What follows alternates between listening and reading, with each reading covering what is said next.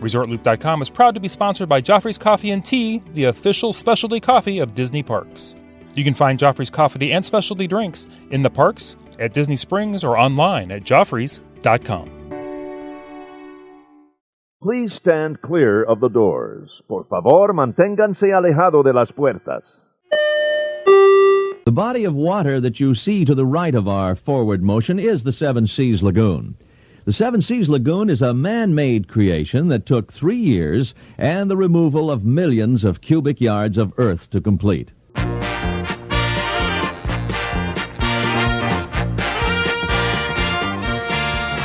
Hey everybody, thanks for joining us. I'm Tim Scott. This is ResortLoop.com, the gateway to the magic. Now, looking back just a couple of weeks ago, we were fortunate enough on episode 704 to talk to Mr. Joseph Kolinsky. He told us about his pre-trip to the Disney World Marathon. And fortunately, he's joining us now for episode 709, the post-trip report. Joseph, how are you doing? Well, let me apologize in advance there, Tim. Sorry, because this is going to be an interesting trip report, that's for sure, as well as a kind of a summary for the marathon weekend, which, has its ups and downs as usual, just like any weekend like this is. So we got a few things to talk about, definitely. Well, it's a marathon, not a sprint, Joseph. We're good to go. Excellent. There we go. All right. So what were your initial takeaways from the marathon this year? So it's pretty interesting. I may have mentioned on the prior time I was on here before marathon weekend actually kicked off to give a couple of tips on, what to expect, that kind of thing. Mm-hmm. And as much as you can give those tips, let's be honest, you're going to miss some major things. And I definitely did. So here's kind of a quick recap. There can be years where during the marathon weekend, you can actually see snow. Yeah, that did not happen this year. It was 80 something and like 90% humidity. Nice. For Sunday's marathon race. that's kind so of much excessive. So much so that they had to actually shorten the marathon distance after a while. They had to cut off part of the course just for runner safety because of the heat. Oh, wow. I didn't hear that. Yeah, so they did that. The course definitely changed a bit. They had to change it for Epcot. I usually think that the finish through Epcot, through the World Showcase, into Future World, and then out into the parking lot to the big finish line is pretty special. It's a really nice area to run. They had to change that around because of all the work being done at Epcot. Okay. And when I say all the work being done in Epcot, oh my God, I have never seen so many walls up in any park ever. So I was stunned. At the same time, from what I've been hearing from people at the starting area, it was a bit more chaotic than prior years, because the prior episode that I was on, just getting everybody ready with little tips. Part of it was leave early because it's gonna take a while to get to the starting line. Well, apparently the trek to go from your waiting area, for all the runners with their waiting area, all 20-something thousand of them, to the starting line is at least a mile and change to go from one to the other at, say, 4-something or 5 o'clock in the morning. And you start this long trek in the dark at 4 a.m., 4:15, 4:30. Apparently this year it was a bit more chaotic than in prior years. It seemed like there was a bit more runners as well than in prior years. The sheer volume probably added to that. And on top of that, it was, from what I understand, the major takeaway was during marathon day, they actually had to shut down a portion of the course just out of runner safety for the heat and the humidity. So that's kind of a couple of the takeaways that I had for it. Wow. There's a lot of positive reviews out there. Like if you start, I guess I have a bunch of runners that go through it every year and they love it, right? Mm-hmm. You have these diehard Run Disney fanatics, right? They are huge for the medals, huge for the races and the corresponding experiences. Then you have runners that are like, I'm going to dip my toe in because I heard good things about the race. Not right. diehard Disney fans, but just running, big fans of running, or people that are really into running and want to step it up to the marathon or the half marathon for the first time, and they use this race as their as their first foray into it. That's what I was going to ask. It seems like it'd be one, like your gateway marathon. Exactly. Oh yeah. Oh God, it's like a gateway drug. Who are we kidding? Once you start doing these things, my God, you're hooked. And they do it really well. Don't get me wrong. But I was lucky enough to go through the expo and check out all the swag and stuff like that. And they do definitely have a ton of swag. And the expo was well organized, and giving out the bibs and everything was very quick and easy. Nobody really complains about any of that. They usually have they're very, very organized up front. Then you get to race day, and it's the usual comments, right? So what happened this year is kind of what happens in prior years, where whether you're a big fan or not, this is one of those races going in where you're not going to set a personal best. But even going in with that mindset, you're still a little bit overwhelmed with the sheer number of people that you have to go around, past, run alongside of. It's sheer humanity at the beginning of it. It really is. It is a mass of humanity that's moving all in the same direction at different paces. And people just seem to, think they're ready for it until they're in it. And then they go on race morning. My God, I didn't realize there were this many people, Wow. But I got to tell you, it just seems like it was a really successful weekend. Definitely. All the races were sold out. That's why I didn't run. I didn't sign up in time. Go figure. But at the same time, there's a lot of positive feedback with the same kind of negatives. The same kind of negatives was, oh my God, it's so hot. Oh my God, there's so many people. Oh my God, I had to put in an extra half a mile running around people so that I can finish. So those are the usual comments. And there was nothing unusual about the complaints this year, because you're always going to get complaints. So is it normally, because it sounds like you almost hit, like you're in front of the castle for fireworks. Then all of a sudden you started a marathon, and that whole mass of people is like running up Main Street towards the train station. Yep. Is everybody pretty much Exactly friendly? Right. Do people get grouchy? Is everyone just kind of running on endorphins and everyone's pleasant to each other and just waiting for the packs to break apart? So here's something that's really interesting. And this is from my years of running both at Walt Disney World and in Disneyland. I've noticed that not only are the two parks obviously vastly different, but the people that run Disney races in those two parks are vastly different as well. I'll give you an example. Okay. When we used to run, when I ran the marathon distance and the half marathon distance a few years ago with several of my friends, we were always out to have a good time. We knew we weren't going to set any land speed records, Nike wasn't going to give us any endorsements, but at the same time, we're just going to have a blast. When you're in Walt Disney World, you could be around 50 or 60 or 70 total strangers, and all you have to do is start singing a Disney song, and you'll have 50 people just join in on you. Nice. Mm-hmm. So seriously, I must have sang, let's see, God, The Emperor's New Groove, because I'm a huge Tom Jones fan. I mean, who isn't, right? But the theme song from The Emperor's New Groove, you have 70 or 80 people just singing along with you. You've never met them before in your life. You're never going to see them again, but it doesn't matter. At that moment, everybody's having a great time. In California, I tried the same thing, and people looked at me as if I had two heads. So Florida races, let's be honest, Walt Disney World races are a bit more fun that way. People know that they're down there to have a good time primarily. Is it similar to Guess at the Park? Is the Disneyland races, is that more locals? And then Disney World is more vacationers? Yeah, so when unfortunately Disneyland hasn't had run Disney races for several years now. Oh, that's true, right. Because of a feud with the city of Anaheim, I guess.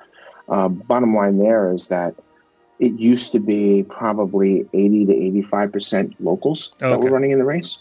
And then the rest were just tourists coming in for the races. Gotcha. And then obviously it's the exact opposite in Walt Disney World. Right. Is there anything more you want to talk about the races? I know we wanted to talk a little bit about Rise of the Resistance. Yeah, so this was kind of interesting, right? Because I was able to be a fan this time and I didn't have to get up at 2 o'clock in the morning for 4 straight days for this. I got to actually experience, first of all, cheering for people, which was awesome. But at the same time, I got to experience some of the new things that were going on, like Rise of the Resistance, joining boarding groups, which I thought the boarding group process was amazing. It worked out really well. And quite frankly, that's probably one of the best rides I've ever seen in my life. I think it's on par. It's on par with Pandora's ride. It really is, if not just a tiny, tiny bit better. Because I still couldn't figure out how they did some of the tricks that they pulled off in that ride. It's just incredible. Wow. So it's probably the only ride that I can actually say, listen, if you're there at 4:30 in the morning and you're up and awake, get over to Hollywood Studios, get in there early because they let you in an hour early, and you sit on the main drag there and you wait for the park to officially open. But the moment the park officially opens, they set up boarding groups, and they release the boarding groups to people, and everybody whips out their iPhone, and next thing you know, you're frantically trying to get into a boarding group. If you do, it is a fantastic experience. It's really well organized. You didn't have to wait a long time in line. The queues are great. They really are detailed to keep your mind going. You don't notice you're waiting 45 minutes. Doesn't matter. You don't care. It's a great immersive experience. And the ride is incredible. They really didn't miss a trick. And quite frankly, the rest of Hollywood Studios, you could spend all day now there at Hollywood Studios and have a great time. Unlike in prior years where all the work, where the walls were up when they were building Toy Story Land at the same time Galaxy's Edge. There was a ton of work going on in Hollywood Studios, and it only felt like a half a day park. Right. What do you think of that? Do you agree with that, Tim? At that time? Oh, at that time, when they were doing all that work? Yes, I remember everybody was saying, I can't believe people are coming here. We should get a discount for coming to the park. Don't even bother going if it's your first time down there. Don't even waste a day going there unless you have a park hopper. Yep. But man, and the way I felt about Hollywood Studios a couple of years ago, while all the walls were up there and they were doing all this work, that's how I now feel about Epcot. I was stunned. I was going to say, tell us about this, because you were talking before we started the show that you couldn't believe it. I was stunned. When you walk in, they immediately greet you with walls. Gigantic walls where all of the, what do we lovingly call them? Tombstones in front of Spaceship Earth. Right. Those have all been moved. Well, they have gigantic work walls around that area. And then it goes all the way up to Spaceship Earth. And then as you walk around Spaceship Earth, you then notice that the Art of Disney store, well, that's closed. Interventions on the right-hand side as you're walking up, that's closed. And not only is the Starbucks and Club Cool on the opposite side of the street from Interventions closed, the building is in the middle of being leveled. Wow. So the outer portion of the building is gone, and the only thing left were the steel girders. They left the steel girders up. And that's what Marathon Weekend looked like. And then on top of that, the walls continued straight across the back of Spaceship Earth looking toward the World Showcase because, again, they're taking down the fountain, right? So they're demolishing the fountain, and there's a wall around there. And then Mouse Gears is closed as well. Wow. So that whole area is just quiet, nothing going on space. The only thing open is the electric umbrella, and if you want to buy a couple of pins to trade, that's really it until you get to either side, namely Soarin' and living with the land and the seas pavilion. And then when you start walking around World Showcase, the work continues because the movie in Canada was being replaced. Obviously the movie in France is gone because of the Ratatouille ride going in, so there's work there. There's no movie in China. So really the only kind of attraction, ride for people to actually experience is Frozen and Mexico. Okay. The Three Caballeros. Right. Those are the only two rides around World Showcase. So it is a theme park that really is half a day. even with World Showcase. That's how it feels, at least. I was stunned. Yeah, because I don't remember the timeline. Were the new movies out by the time Marathon, or was that after the Marathon? No, wow. I guess it was after the Marathon, because Marathon weekend, none of these movies were running. Okay, yeah. Unfortunately. But one thing I will say is I've been to Walt Disney World well over 100 times, I bet. And I never saw the Voices of Liberty before. Mm-hmm. I finally got to see them. Oh, aren't they fantastic? That is a do not miss. Right. Oh my goodness. Don't miss the Voices of Liberty. Seriously. That's an incredible little concert that they put on. So that was one of the highlights for me as well, being able to be down there and enjoy something like that, you're walking by. I'd probably walk by that place, the American Pavilion 100 times, never went in once. Now I did, and that was the payoff. Now I won't go by until I look at the time again, because I definitely want to see it. Don't you think Every that's one of the... Yeah, right. Don't you think it's one of the pluses when like some other attractions are closed? It forces you to maybe do things you wouldn't do otherwise, or find nooks and crannies or other things to eat or experience? Oh, you are so right, Tim. Oh my God. That's the other thing, right? You could go one of two ways on it. You could go, oh my God, my trip is ruined. Look at this. Everything I wanted to see it's got walls up, or it's being refurbished. Or you can say, you know what? I'm going to take this time to check out something I never checked out before.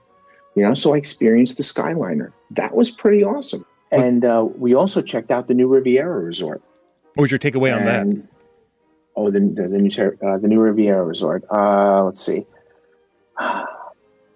I've never felt claustrophobic in a Disney lobby before. Mm-hmm. Now I have. That's what Emily Hicks was saying on the DVC Roundtable, how small it was. Yeah, it really felt like it was. I understand they were going for a European feel. I get that. Marble floors look really cool, but I felt like I was in a 10 by 10 box walking around there. It seems as though the hotel is not set up to handle like a full house. I think every room is taken in the Riviera Hotel, and it's a rainy day. So let's just say it's a rainy day and people come home and people come back to the hotel and they're going to hang out at the hotel for a bit. You're going to be jam-packed everywhere, getting food. The bar is really, really small. And getting up to the restaurant, which only has set hours of availability, there's very limited things to do there. But it's a beautiful setup. Mm-hmm. But it's also kind of strange, because you're supposedly on the French Riviera, and you look across the water, and there's the Caribbean beach hotel. Right. It's a little off. I'm kind of like looking at a map, going, not even close. But you kind of have to use your imagination with that one. But it's a beautiful structure. Don't get me wrong. Just just one that probably wouldn't be el numero uno on my list to stay at next time. Yeah, I remember when they announced the DVC property was going to be going there, a lot of people were thinking, this is going to be like a moderate level DVC, and that went totally the other way. Yeah, but you know what the funny thing is about that, though, Tim? Like, I look at the Grand Floridian, I look at the Polynesian, I even look at the Contemporary, and I say, well, those three hotels, those are deluxe hotels. I look at the Riviera, and it doesn't have the feel, to me at least, of a deluxe hotel. Now, maybe I haven't stayed in the rooms yet. Maybe that's the big difference. But, setting that tone with this very, very small lobby area to really the features of the small restaurant, the quick service restaurant, and the small bar that are out there, it just doesn't feel big enough to handle the amount of people that they're going to that they may have on a full night if they're at 100% occupancy. It just didn't feel like a deluxe hotel. It didn't give me that deluxe vibe. Okay. That's a very interesting observation. I'm going to actually pay attention to what I hear and see as people stay there more and we get through the different travel seasons. We have spring break coming up and then we'll have the summer season. You can see what the feedback is from that. That'll be very interesting. I like that. Well, the cool thing is there's a race coming up in just a couple of weeks, again in Walt Disney World, the Princess Half Marathon, which, let's be honest, is probably the most popular race weekend that Walt Disney World has. It sells out a lot quicker than Marathon Weekend does, and Star Wars Weekend, and the Wine and Dine. I think this one coming up is the one that sells out the quickest, and it also has probably the most positive, consistent feedback of all the races that Run Disney does out there. So go figure, a month after we're talking about Marathon Weekend, here comes the Princess Marathon, Half Marathon, and like I said, I think they do a really great job with it. That's what I've heard. I know I'm booking I've booked several rooms and some dining for some guests that are going to be traveling down there during that time, and everyone just seems to rave about it. And I guess part of it is, not being a runner, and the heat didn't really help with the marathon in January, but you got to get these races in like in the fall and the winter before the severe heat hits for the summer. Oh, absolutely. I can only imagine. Like I'll give you an example. They used to have years ago that you had a 5K with an obstacle course that they ran at the just strictly at the Animal Kingdom resort. Oh, right. And it was called the Everest Challenge, I think. I think it was called the Everest Challenge, and it was cool because the medal was in the shape of a compass, a working compass, which was really neat. But it was held in May, and you would think May, how bad can May be? It had to be 98 degrees with 90% humidity even in May. So you can see why they would do races in January, November, February. It makes sense. April is even going to be a warm month for the Star Wars Half Marathon. Right. But, you got to work with what you got weather-wise, and that's what they do. And I think they do it well. They really do put on a great race, by the way. I may have mentioned some takeaways that weren't exactly the most positive things in the world, but let's face it, those are really the negatives that are out there, comparatively speaking to other races. Other races give you a lot less, and they will have the same types of negatives. So, just hearing the negatives should make you say, if you're considering running next year, don't take my 2 cents here and go, "There's no way I'm running this now." Believe me, every race has its negatives. Disney races should have their negatives, and their negatives are not so bad. Believe me. Right. And the temperatures don't really sneak up on anybody. A few days out, you can prepare for, whatever you need to take. Absolutely. And weather is the number one thing, really. I mean, I've had to run a half marathon there in sweatpants and a sweatshirt, and I've run a marathon there when it was 86 degrees.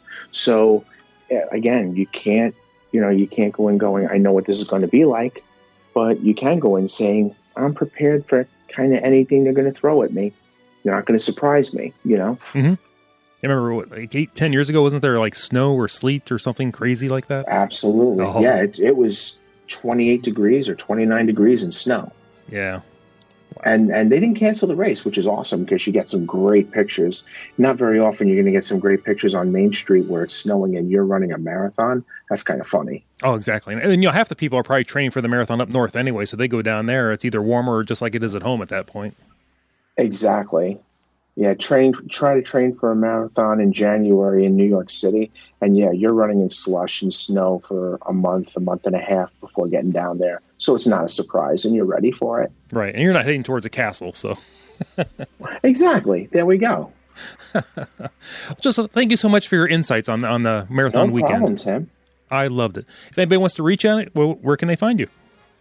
I'm really just on Facebook, Joseph Kolinsky on Facebook. That's really it. Awesome. Well, Joseph, thank you for joining us. I'm Tim Scott. You can find us on Facebook, Twitter, the website, ResortLoop.com. If you're thinking about going to a race, you can check us out up and out over at ResortLoopTravel.com. Joseph, thanks for joining us. Everyone go out there and share the gateway to the magic. See you, everybody.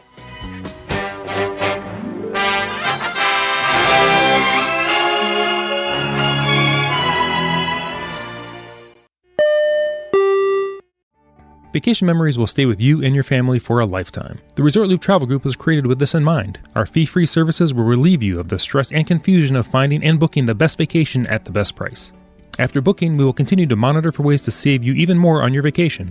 We will check for any upcoming packages and discounts to save you as many vacation dollars as possible. Resort Loop Travel Group, gateway to your magical vacation memories. Get a quote, or for more information, visit ResortLoopTravelGroup.com. Tim, how are you? Joseph, how are you doing? I'm well, thank you. Can you hear me all right? I can't hear you okay. How do I sound? Do I sound a little... I'm sorry? Do I sound okay? Oh, you sound deliciously saucy. There you go. Wow. I'm digging it. Deliciously saucy. That's a first. There you go. You're welcome. I was recording. That might go at the end of the show.